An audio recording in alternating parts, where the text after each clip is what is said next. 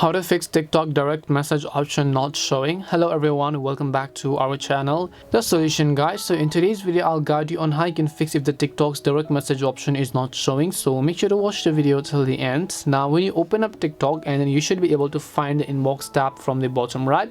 But if you're not being able to find it, there are two most likely reasons. One is if your account is under 13 or 16 years of age. So you want to make sure that your account is at least over 18 years of age, because TikTok will not let you go ahead and then actually enter and give you the DM permissions for accounts under 18 or 16 or 13.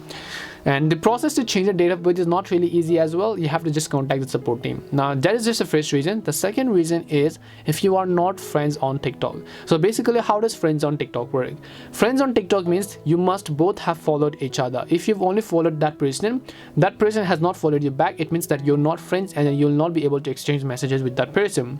So in this case, I'll just go ahead and select a specific profile over here, right? So basically I can message them, because you can see the message icon. That is because I have followed that person. If I go to the follower tab, and then if I go to following, that person has also basically followed me.